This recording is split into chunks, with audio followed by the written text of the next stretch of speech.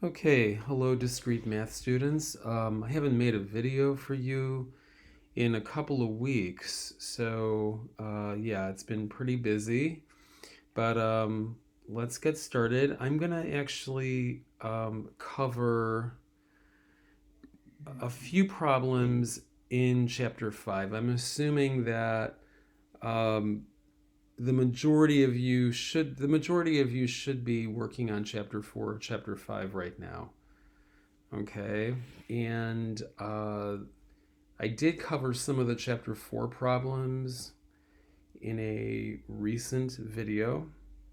So in this video, let's cover some of the chapter 5 problems, although I could go back and cover a couple of chapter 4 problems if we have time. If not, then I can do that in a separate video. Okay. So for this video, I'm going to be using Python. And I'm going to be using Python inside of a Jupyter notebook. Okay, this is called a Jupyter notebook.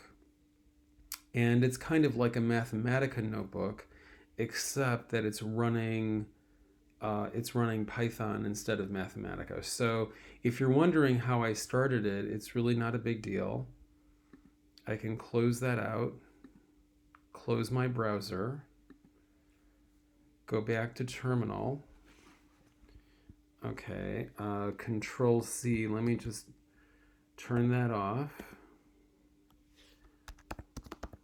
Okay.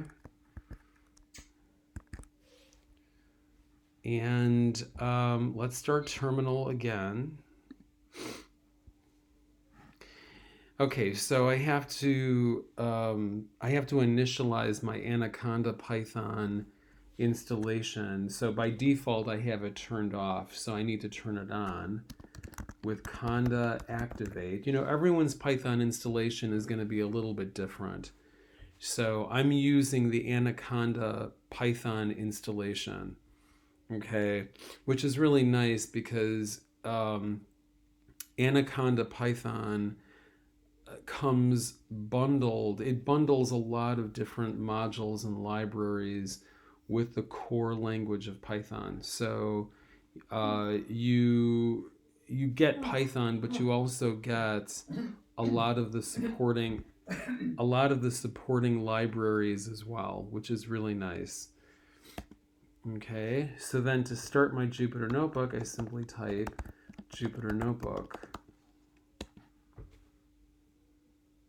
And that's going to start a Python shell inside of my default web browser, which is Safari. Okay, so then new Python 3. We should be using Python 3 in this class. If you're going to do a project in Python, please make sure it's in Python 3, not Python 2.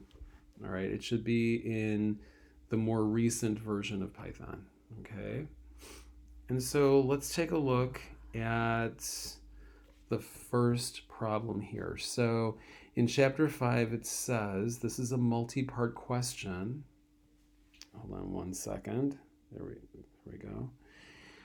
This is a multi-part question. Once an answer is submitted, you will be unable to return to this part.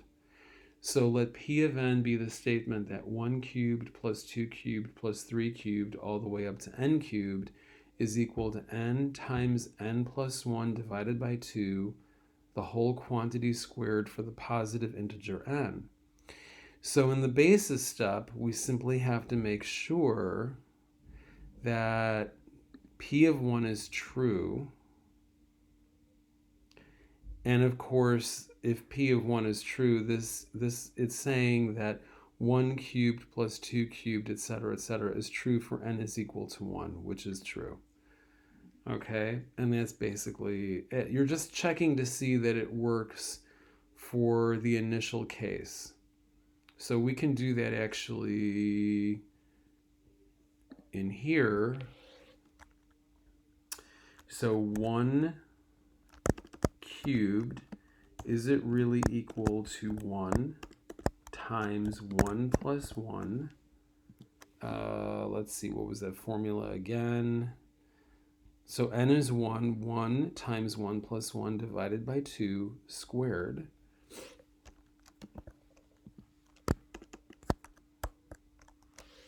Shift return or shift enter.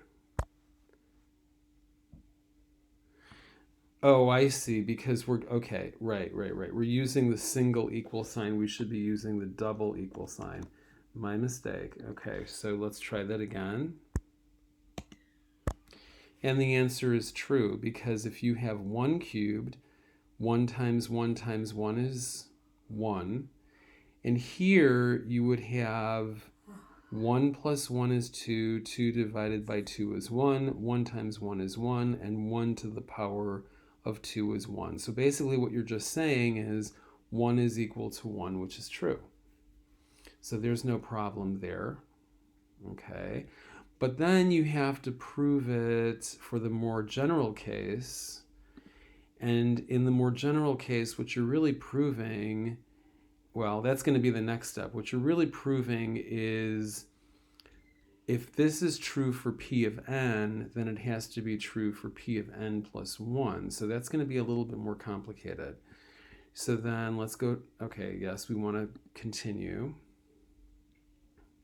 So the inductive step or the inductive hypothesis is the conditional statement p of k implies the truth of p of k plus 1 is true for all positive integers k, and that's called the inductive step or the inductive hypothesis.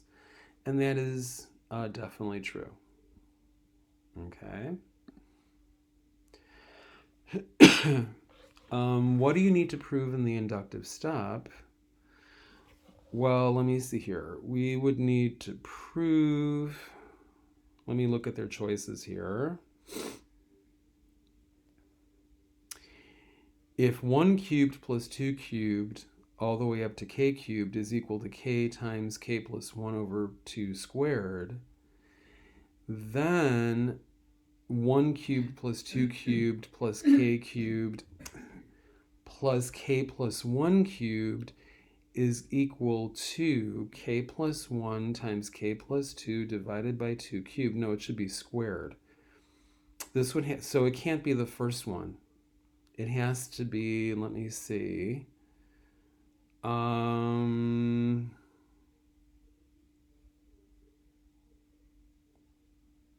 it's not the second one either, because k is replaced by k plus 1. So k becomes k plus 1 and k plus 1 becomes k plus 2. And so, let me see. It should be, hold on one second. If 1 cubed plus 2 cubed plus all the way up to k cubed is equal to k times k plus 1 divided by 2 squared, then 1 cubed plus 2 cubed plus k cubed plus the next integer, which is k plus 1 cubed, has to be equal to k plus 1 times k plus 2 over 2 squared. It's going to be this one. So let's check our work. Okay, so that's correct. Now this is a lot of algebra. There's a lot of algebra going on here, and for this, we would need a big blackboard or whiteboard, not a small computer screen. So scribbling out all of this algebra on a small computer screen is not practical. So the next best thing is to use some algebraic simplification that's done with a computer algebra system. Okay, so let's give that a try. Okay, so here so here's where we have to do some algebra. Okay, hold on one second. So completing the inductive step, you must provide an answer before moving to the next part. Okay, so here, hold on one moment.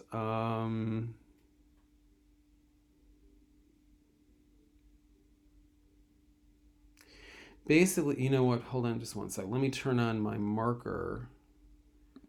Okay, because the way they're showing it's a little bit confusing.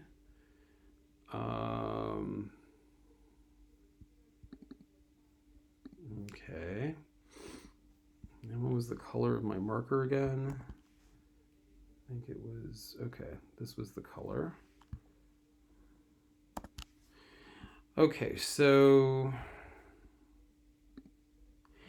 if we go back to this step, what you have to actually show, so right over here, this part, we're assuming that this is going to be true.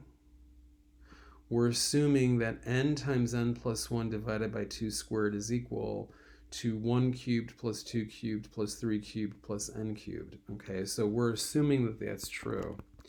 So then what you would have to do is prove that n times n plus 1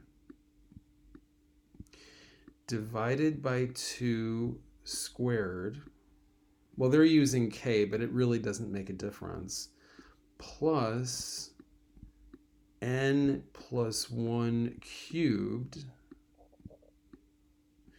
is actually going to be equal to,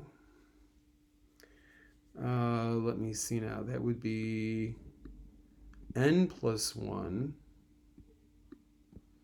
times n plus 2 divided by 2. Yeah, because we're replacing the n with n plus 1. So n plus 1 plus 1 is n plus 2. And that entire thing is going to be squared. So that's actually what you have to show. And that really is just an algebra problem. But doing that on a computer screen is really tedious. So we're going to do that with a little bit of help from Python. So hold on one second. Let me turn the marker off. And let's return to the next question. So here, so if we look at the first equation, that's going to be wrong. K, they're using k instead of n. K times k plus 1 divided by 2 squared plus k plus 1 cubed. This part is okay, but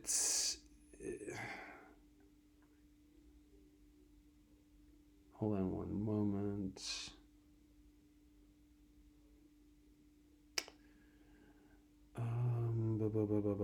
So hold on just one second. It's actually going to be a choice between, okay. It has to actually be this part right over here plus k plus 1 cubed. It's not k plus 1 squared. So it's actually a choice between the first and the third. But the way that they're doing it, it's a little, okay, so what we're going to do, so I know that the answer here, their algebra is a little weird over here. So it's either going to be the first choice or it's going to be the third choice. All right, it's going to be one of those. So we're going to get some help from the Simpy module in Python.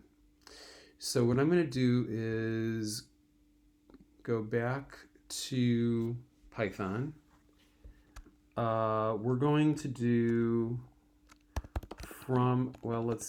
import Simpy, which is symbolic Python. So import the symbolic Python module or library. Okay. And then here we're going to do k is equal to Simpy symbol k, shift enter. So now k is being treated as a strictly symbolic value. So now I'm going to have expression 1 is equal to, one second. It's going to be the left-hand side of this equation. Okay, it's going to be the left-hand side of this equation, and that is going to be, one moment. Oh, you know what? Actually, let me see here. I believe it's going to be...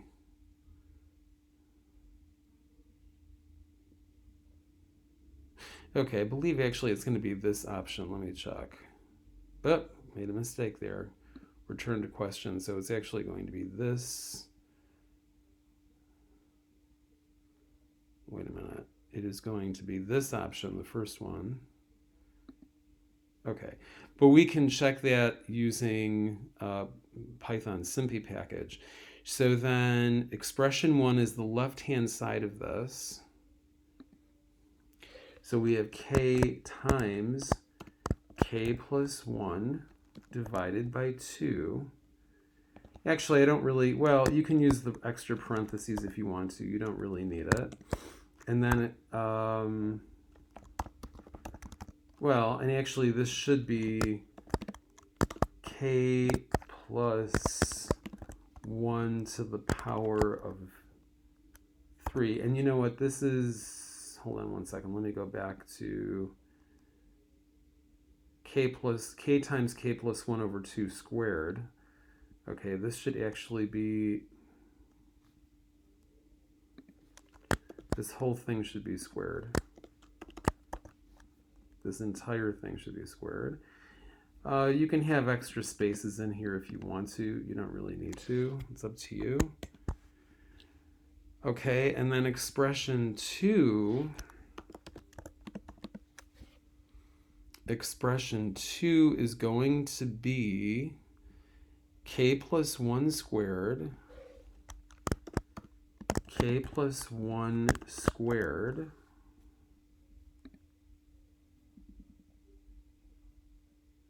times k squared plus 4 times k plus 4, and I think the entire thing is divided by 4. And just to, okay, make sure we're using the correct parentheses. Okay, so now what they're doing is they're checking to see, is this actually equal? Are these expressions equal? And then actually you really should have an expression 3 as well. So expression 3 is going to be k plus 1 times k plus 2, the whole thing divided by 2, and that's going to be to the power of 2.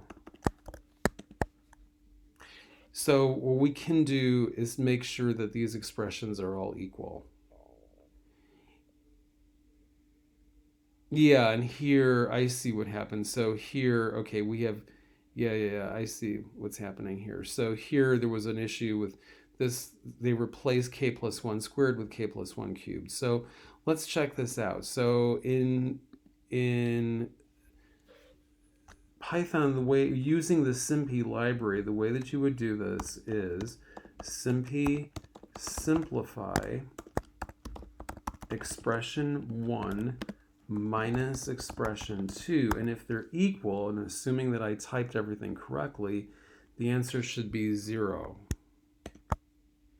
The answer is 0. We can also do that with expression 1, expression 3, expression 2, expression 3. So SymPy simplify expression 1 minus expression 3, is it really equal to 0? And of course, if the difference is 0, that means the two expressions are equal. So SymPy simplify expression 2 minus expression 3, is that also equal to 0? And it should be. So if the differences are always 0, that means all these expressions are equal. All of these expressions have to be equal. Okay, which is what they're showing you right over here. Okay, this is what they're showing you right over here. Now here, everything is the same except here the expression 2 is k plus 1 cubed. So let's try that out. Let's change expression 2. we're going to change expression 2. Expression 2, okay, it's almost the same thing as before. Okay, copy and paste. It's almost the same thing as before, except this is going to be k plus 1 cubed. And now let's see what we got. Okay, simplify expression 1 minus expression 2. Okay, they're not equal. They're not equal. Now, simplify, I mean, you could do it in reverse, but it's going to be, instead of negative this expression, it'll be the positive, but it's going to, it won't be equal to 0. Expression 1, okay, but it's not 0. It's not equal to 0, okay? Again, though, expression 1 and expression 3 are equal, so their difference is going to be 0. Expression 1 minus expression 3, that difference is 0. So remember, when two expressions are the same, their difference is going to be 0. So for example, we know that, let me see here.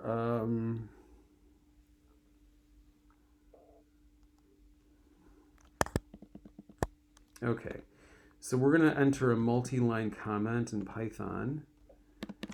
We know that k plus 1 squared is equal to k squared plus 2 times k, or 2k plus 1. We know that from high school algebra, right? So, okay, or we can print that out. Okay, but that's fine. So simplify is k plus 1 squared really the same thing as k squared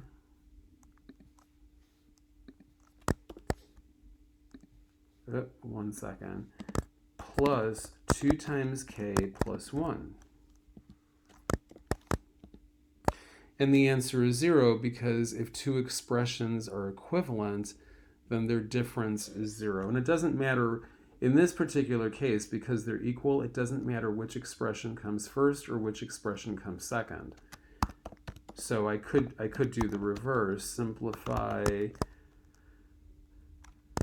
k squared plus 2 times k plus 1 minus k plus 1 squared. And again, the difference is 0, because in a subtraction problem, if the first quantity and the second quantity are equivalent, we know that the difference has to be 0, right? So 10 minus 10 is 0. 10 minus 2 times 5 is 0, because 10 is the same as 2 times 5, okay? So it's the same idea here. It's the exact same idea, okay? Okay, so moving on to the next part. Oh, there's another part to this. We have completed the inductive step. So by the principle of mathematical induction, the statement is true for it's actually every positive integer n. Not every integer n, it's every positive integer n. Okay, why?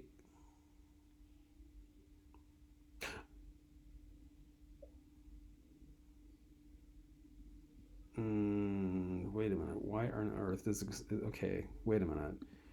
We have completed we have completed both the basis step and the inductive step. So by the principle of mathematical induction, the statement is true for every positive integer n. And that is correct. So yeah, here, this part's wrong because, they left out the basis step. You need the basis step. So we have completed both the basis step and the inductive step. So by the principle of mathematical induction, the statement is true for every positive integer n.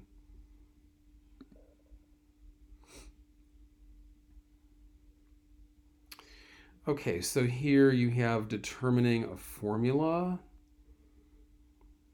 Okay, so this here we have a bunch of fractions. So 1 over 1 times 2 plus 1 over 2 times 3 plus 1 over n times n plus 1. Okay, and we have to figure out the formula.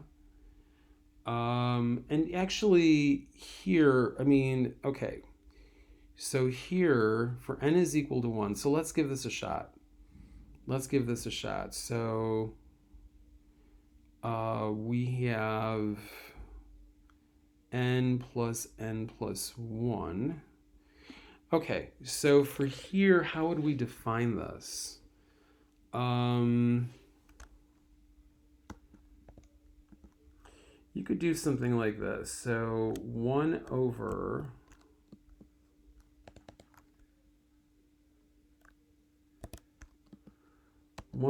n times 1 over n plus 1 for n in range 1, 2. Now here, when you say range 1, 2 in Python, it's going to include just the number 1. So if I do this in Python, list range 1, 2, I'm just going to get the list 1. Just 1. So if I have something like this, 1 over n times 1 over n plus 1 for n in range 2, that's going to be 1/2, just the fraction 1/2. Okay, so but we can go a little bit farther than that. We could do so for n is equal to 1. Well, the answer is simply going to be 1/2. And for n is equal to 2, 3, and 4, and 5. So for n is equal to 2, we'll go, okay, like that. But then remember, we have to add these up. We're going to have to add up these numbers, right? Because there's a summation going on over here. There's a summation happening. So then,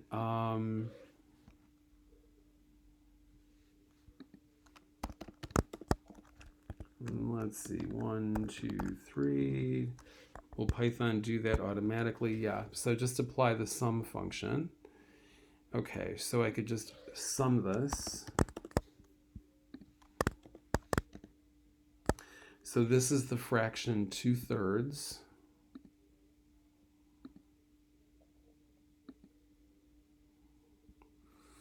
And for the case of n is equal to 4, we would, well, for the case of n is equal to 3, the range limit is going to have to be 4. Okay, so that's going to be 3/4. For n is equal to 4, the range limit is going to have to be 5. Okay, that's 8/10, which is 4/5. And for n is equal to 5, the limit is going to have to be 6. And let me see. 6 over 5 is greater than 1. 5 over 6. Okay, this is 5 over 6. Let's check. 5 divided by 6 is 0.83333. Okay, etc., etc. So now we need to find out which formula makes the most sense here. It looks like the value should always be less than 1 based on the output that I see here. Okay, based on the output that I see here, you always have 1 divided by 2, 2 divided by 3, 3 divided by 4, 4 divided by 5, 5 divided by 6. I mean, obviously, this is going to go to 1 eventually. It'll get very close to 1 as n becomes very, very large. But it looks like what we have here is n divided by n plus 1.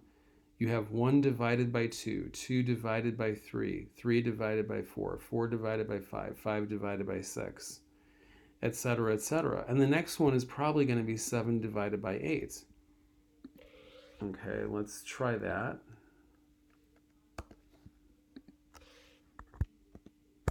So what is 7 divided by 8? I'll bet you it's that number. Oops, so this would have to actually be, one moment, that would have to be 8. Yeah, it is. So these two numbers agree. Well, there's a little bit of a round off error problem here, but don't worry about it. It's basically 0.875. 7 divided by 8. So you're always going to have n divided by n plus 1. Okay, and that's correct. Okay.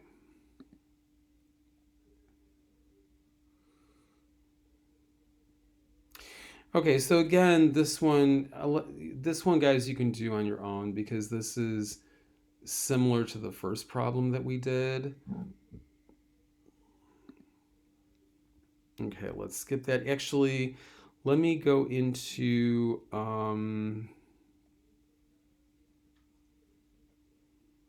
on one second here. Let me go into some of the recursion problems. Okay, hold on just one second. I'm going to pause the video for just a moment. Okay, so it says here, problem number 50, give a recursive definition of the sequence. AN is equal to 4n minus 2. Now, I think in your book, sequences always start with n is equal to 1. It's always going to be n is equal to 1. All right? It's always going to be n is equal to 1. So here, I could define my function, define a of n, return 4n minus 2. Return 4 times n minus 2. And let's see what a list of those look like. A of n for n in range 1. I think your book starts with 1 rather than 0. So 1 goes to 10, which means the upper limit should be 11. Okay, so we can see the list 2, 6, 10, 14, 18, 22, 26, 30, 34, 38. These are going to be the first 10 values, okay? So we have 2 plus 4, 2 plus 4, 6 plus 4, 10 plus 4, 14 plus 4. It's always plus 4. So the recursive version of that is going to be recursive A of n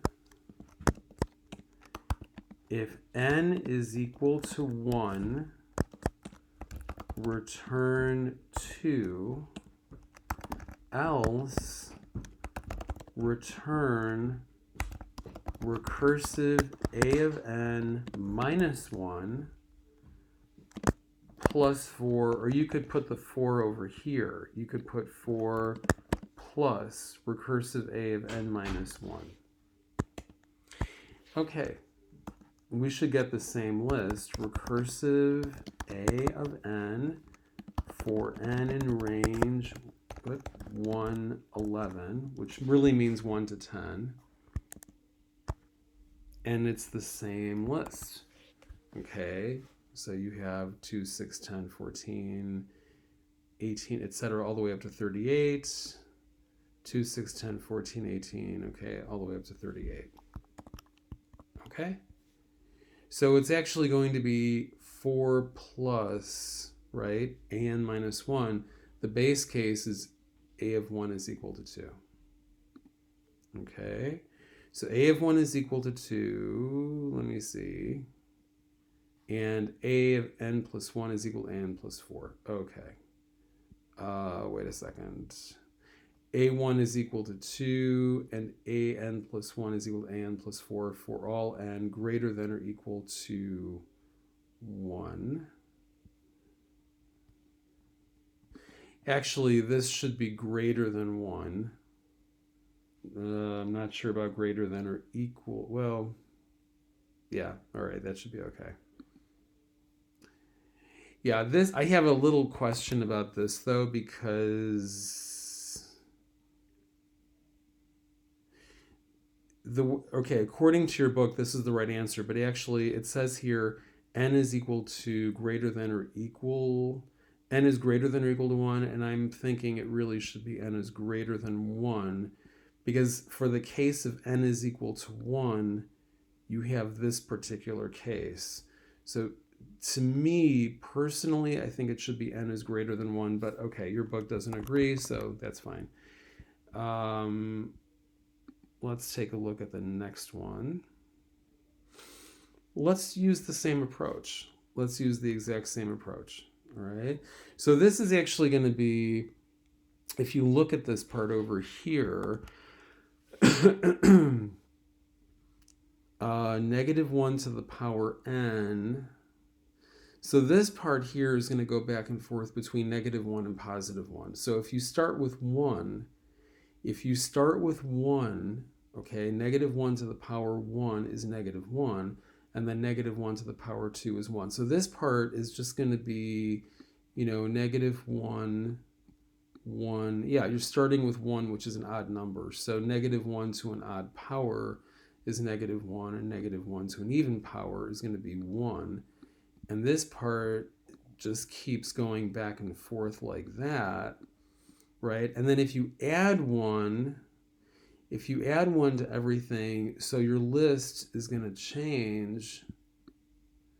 It's going to be negative 1 plus 1 is 0, and then 1 plus 1 is 2.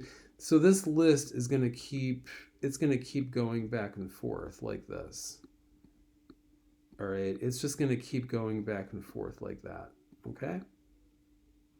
0, 2, 0, 2, 0, 2, 0, 2, 0, 2, right?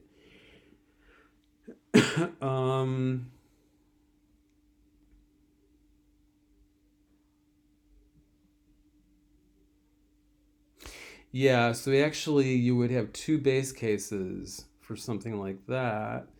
You would have A1 is equal to 0. Oh, come on. Okay, so actually let me remove that. Okay. So that's going to be define A(n)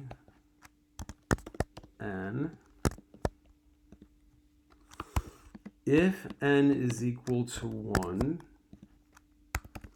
return 0. Elif n is equal to 2, return 2. Else return a of n minus 2, which is the one before. It's not the preceding value, it's the second to the preceding value. So this should be correct. So a of n for n in range 1 to 50. So of course 1 to 50. The range ends with 51, but it really means, integers 1 to 50. 0, 2, 0, 2, 0, 2. Yeah. So if we want to get rid of that, we could actually turn pretty printing off. Pretty printing has been turned off, so now a of n for n in range 1 to 50, so I have to end the range with 51. So now I get 0, 2, 0, 2, 0, 2, 0, 2, 0, 2. Okay. So a of 1 is equal to 0, a of 2 is equal to 2, a of n is equal to a of n minus 2 for all n greater than or equal to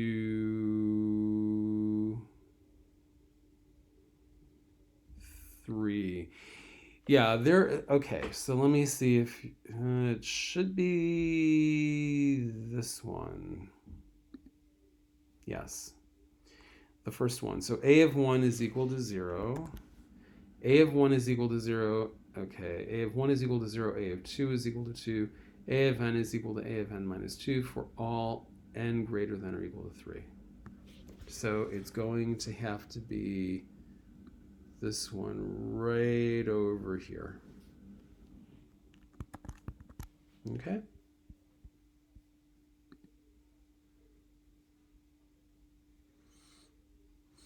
Okay, guys. I think that's going to be it for chapter 5. Let's take a look at just a couple of chapter 4 problems, and I think that's going to be enough for today's video. How long is this video so far? About 40 minutes. Yeah, maybe just one or two chapter 4 problems, okay? And then we're going to call it quits, okay? So,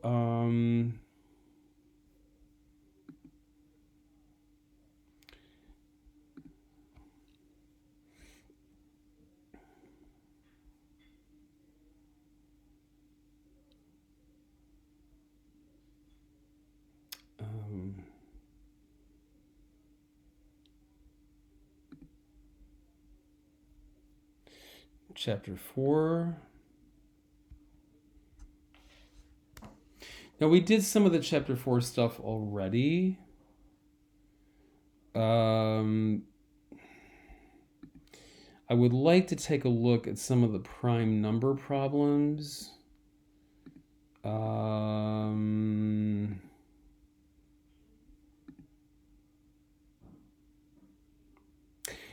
Okay, so these can get a little tricky. Identify the prime factorization of 10 factorial.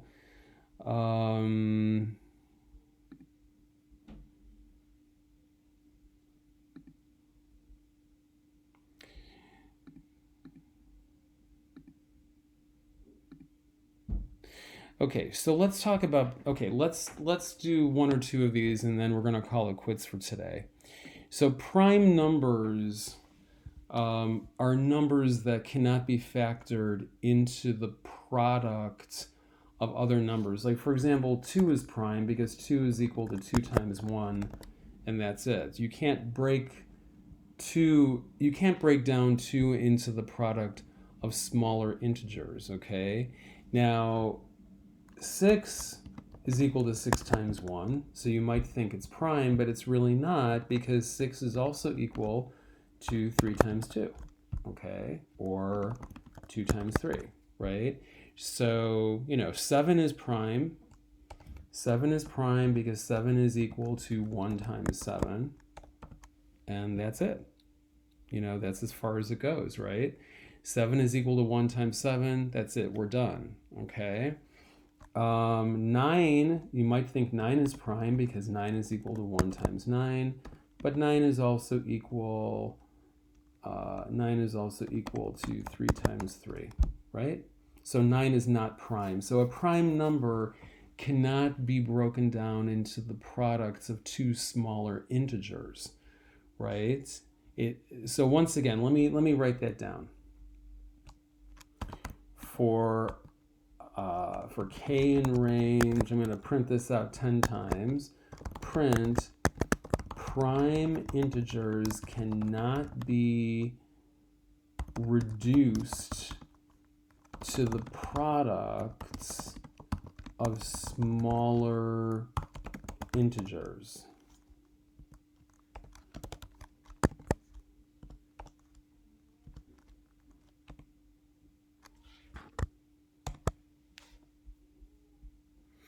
Prime integers cannot be reduced to the products of smaller integers, okay, other than 1 times itself, and that doesn't count. So how can I find prime integers? Well, there are many ways of doing this in Python. I mean, one way of doing this is to say, for example, well, is 11 prime? Let's use 11 as an example.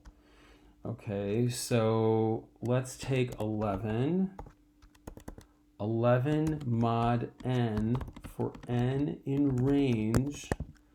We're going to start with 2, not with 1. Whenever you do a prime number search, you should start with 2. 2 to 11, which really means 2 to 10. It actually means 2 to 10.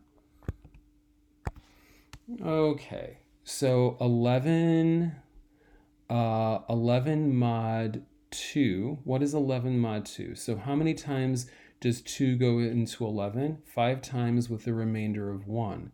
So the remainder is 1. What about 3? How many times does 3 go into 11? 3 goes into 11 3 times with a remainder of 2. So this is the remainder function or mod function. What about, let's see, 2, 3, 4. What about 11 mod 4? How many times does 4 go into 11? It goes into 11 twice. 2 times 4 is 8, but there's a remainder of 3. So these are all the remainders. If you divide 11 by 2, 3, 4, 5, 6, 7, 8, 9, 10, remember, this range does not include 11. 11 is excluded, okay? Remember, I hope you guys remember that. Range 2 to 11. Okay, it includes all the integers from 2 to 10, but does not include 11, right? Here, let me erase that, so we don't need that right now. So these are the remainders. Are any of the remainders 10? Are any of the remainders 10? So let's see. Are any of the remainders 0? Okay. Are any of the remainders equal to 0?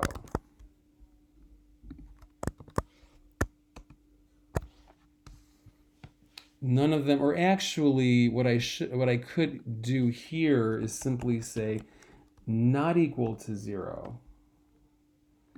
Okay.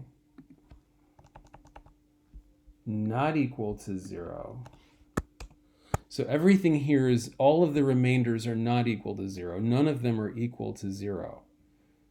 None of them are equal to 0. I mean, or if you want to, you could do equals 0, but then everything is going to be false.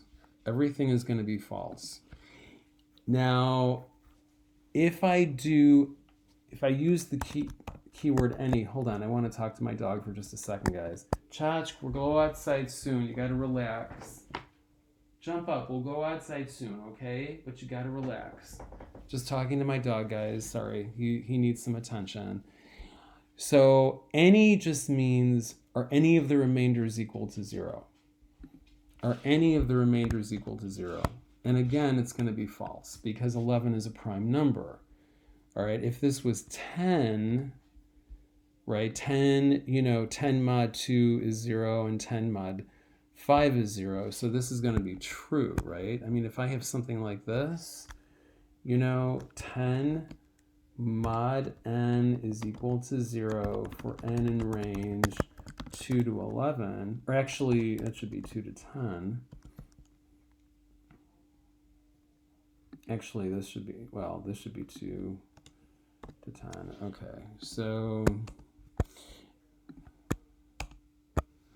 Okay, so 10 divided by 2, right, the remainder is 0, so that's true. 10 divided by 3, the remainder is not 0, right?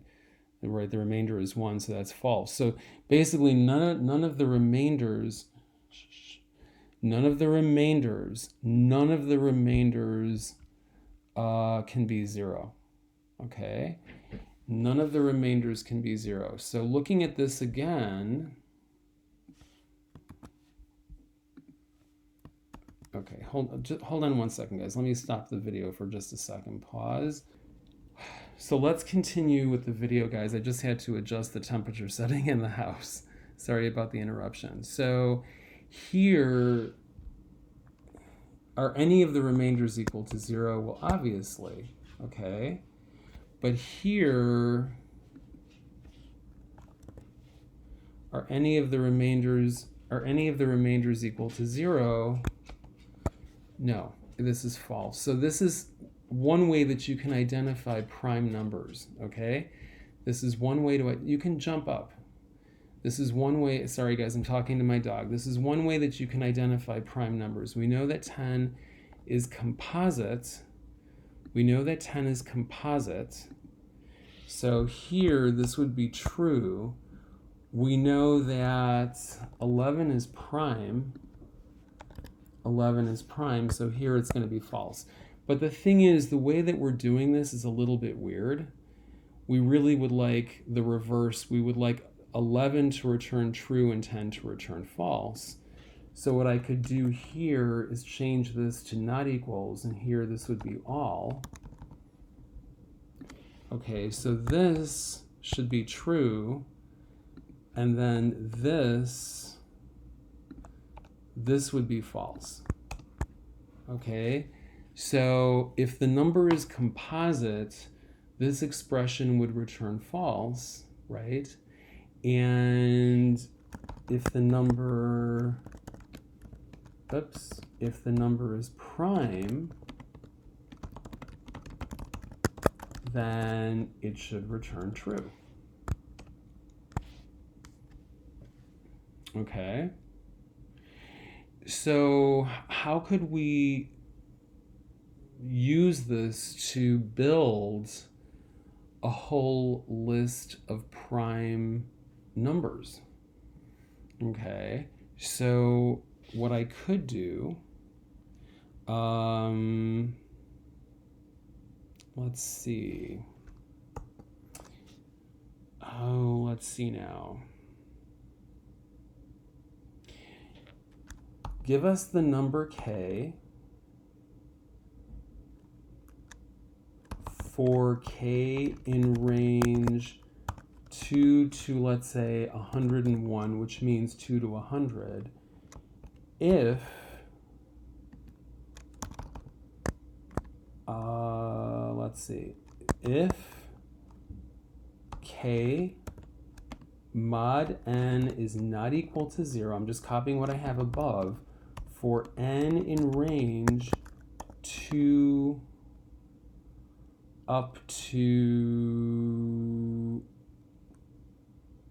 k plus 1, which is really going to be 2 to k.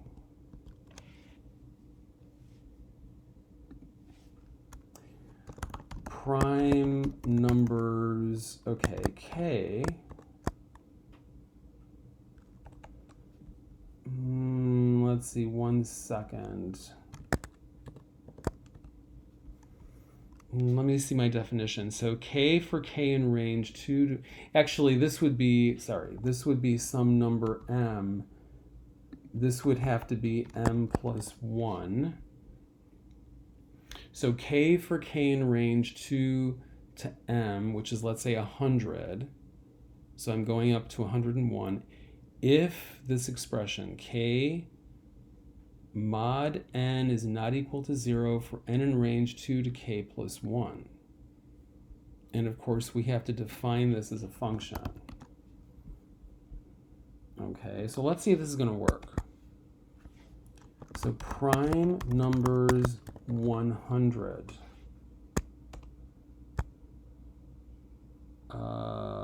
Oh, I have to return it, of course. Okay, forgot to use the return keyword. That was foolish. Okay, so let's see if this is going to work now. Okay, prime number is 100. Ooh, that's not good.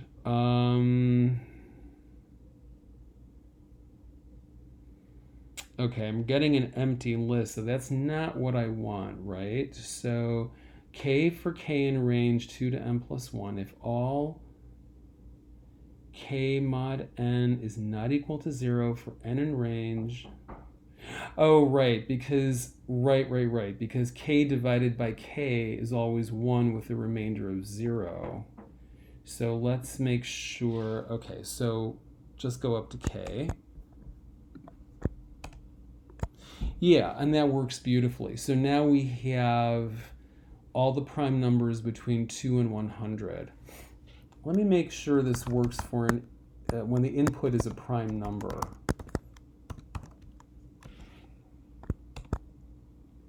Yeah, so these are all the prime numbers between 2 and 97. Okay, so remember, guys, this is my function. This is my function right over here. So prime number is 100. This gives me all the prime numbers between 2 and 100. Prime number is 97. This gives me all the prime numbers between 2 and 97. And of course, 98 and 99 and 100 are not prime. Remember, 99 is not prime because 3 times 33 is equal to 99. Okay, so of course 98, 99, and 100 are excluded because those are composite numbers. They're not prime numbers. Okay, so prime numbers 100, all the integers from 2 to 97. Prime numbers 97, all the integers from 2 to 97. Okay, prime numbers, let's say 1000. All the prime numbers between 2 and 1000. Prime numbers. Okay, this might be a bit slow, but let's see. Oh, I'm surprised. Okay, that's not bad. Okay, that's not too bad at all. Okay, so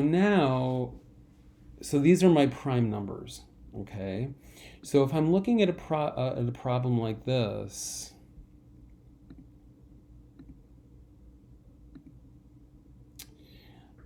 identify the prime factorization of 10 factorial.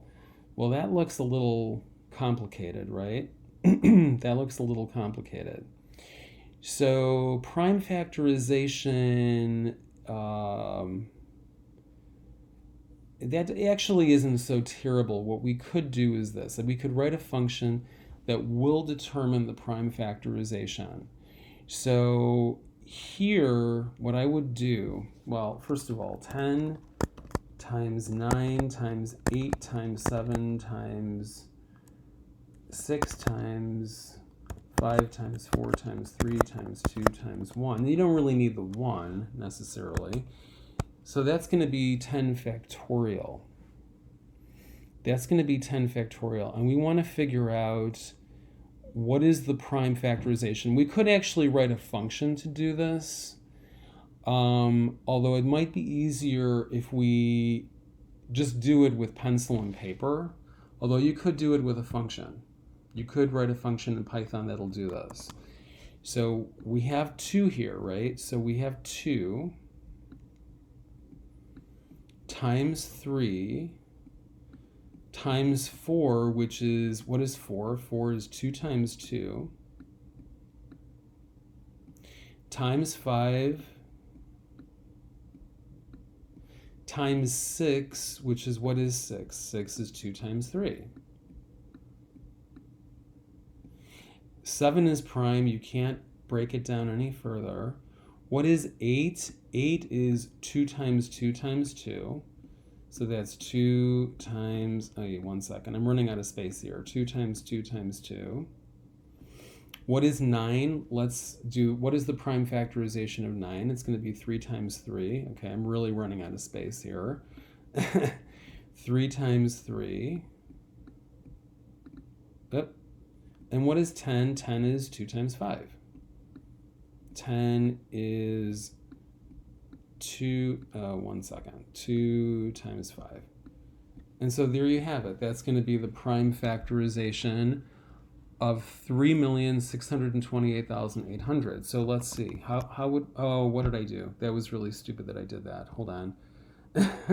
Well, actually, that's okay. I can rebuild it. So what are my factors going to be? My factors are 2, 3, 4 is, I could write 4, but I really want, 2 times 2, 2 times 2, 2 times 2, okay, and 5 is prime, 6 is 2 times 3, 7, 8 is 2 times 2 times 2, 9 is 3 times 3, and 10 is 2 times 5. So these are actually going to be my factors. These are going to be my factors. Okay. And what if I want to multiply them? So from functools import reduce. So reduce lambda x and y, and we're just going to have x times y, and factors, and we always, when we're multiplying numbers, we start with 1. And so that's going to be 10 factorial, which is 10 times 9 times 8 times 7 times 6 times 4 times 3 times 4 times 3 times 2 times 1. Okay? And that's this value right over here. So we would like to sort these numbers. Well, do we really need to sort them? It would be nice. Factors, sort.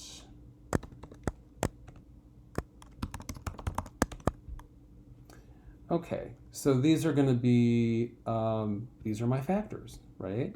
So hold on one moment. So what's my count? Factors, count 2. That should be 8. It's going to be 2 to the power 8. Oh, wait a minute. Wait.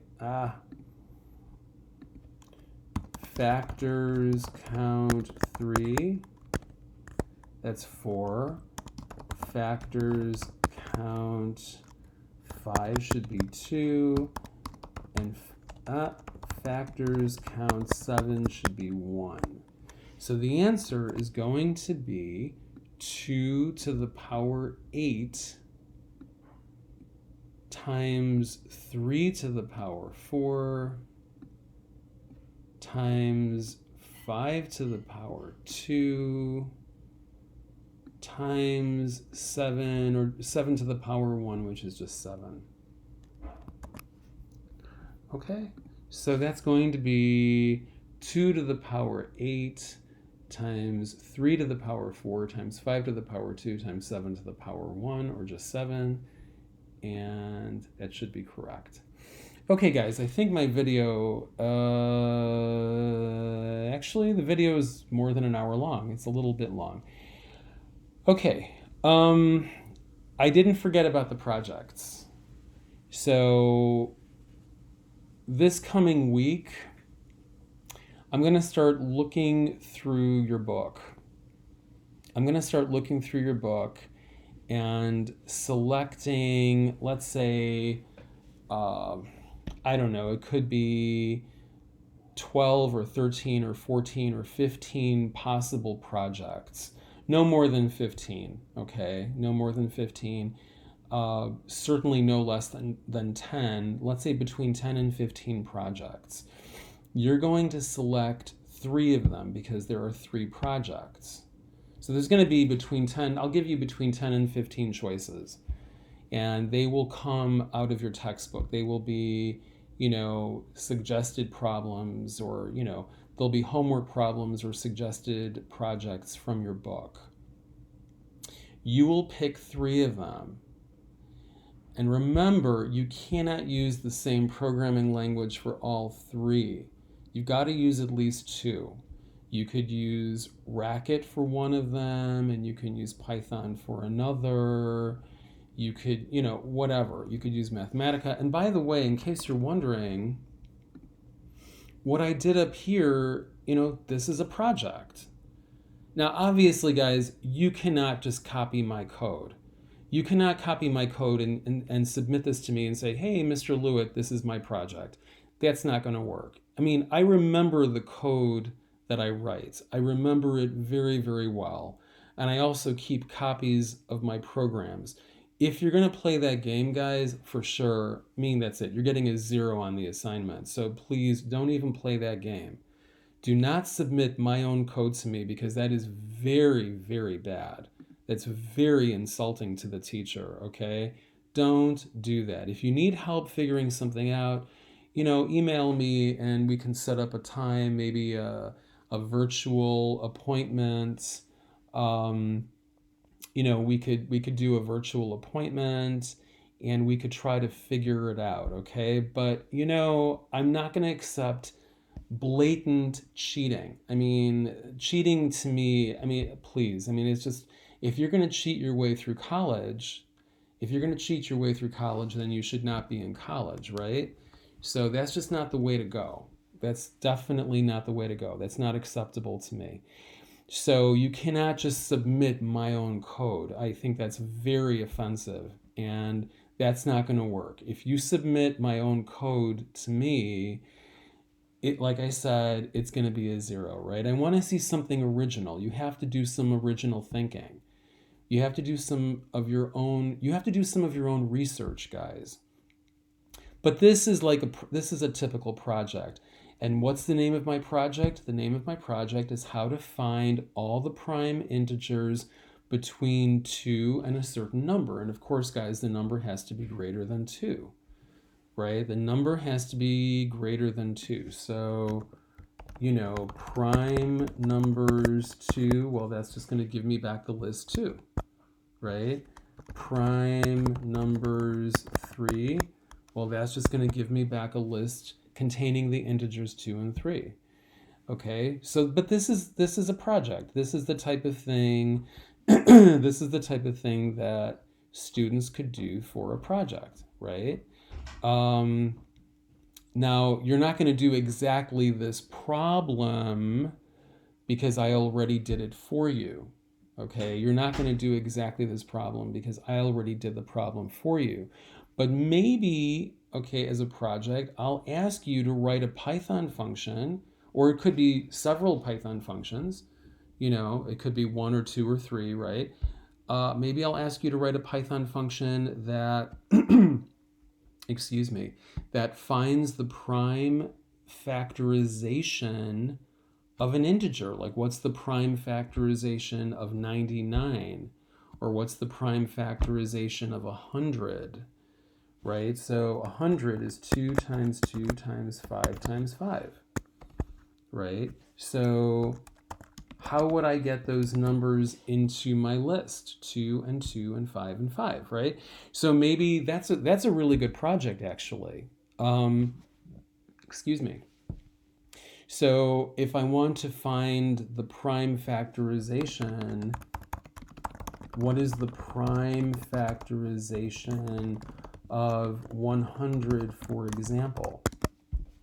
So your project would be perhaps, well, one possible project is write a function in Mathematica or Python or Racket that finds the prime factor, that finds the prime factors of any positive integer greater than or equal to 2. Okay, and that's a little tricky maybe, but it's not impossible to do. That's not impossible to do. You just have to go through your list of prime integers and figure out, is this a factor? Is this a factor of your number? And then if 2 is a factor, right, then the next time around you have to take that number and divide it by 2, because now the number is divisible by 2, so it's 2 times smaller, right? So, and finally, when all of these that's the only hint I'm going to give you. That's the only, because I don't want to start doing the problem for you, because if I do the problem for you, then you won't be able to submit it to me for homework. But that is one possible project. And you can do it in Python, or you could do it in Mathematica, or you could do it in Racket. Now remember, guys, all 3 projects have to be different. They can't be the same project, right? And you have to use at least 2 programming languages. So you could use Mathematica and Racket, or Python and Racket, or Mathematica and Python, but you can't use the same programming language for all 3. You have to use at least 2 different ones, okay? And, like I said, guys, this actually is, this is a real project. I mean, write a function that returns a list of all the prime numbers between 2 and a specified number that is the input or the argument of my function, okay? Now, obviously, guys, this will not be one of your projects because, of course, I did it for you. So you will have to do something a little bit different. All right, guys, I think the video is long enough. But like I said, I did not forget about your projects, and Those will be posted in a couple of weeks. This is October 3rd. This is October 3rd. Oh, wait a second. I would have to open up a new shell here, new window. Okay, so this is October 3rd. So certainly certainly by the 24th or the 25th of October. Okay, certainly. Oh, wait a second. 1 second. Let me just. Okay. So certainly by here, let me try that one more time because that was kind of weird. There we go. Okay.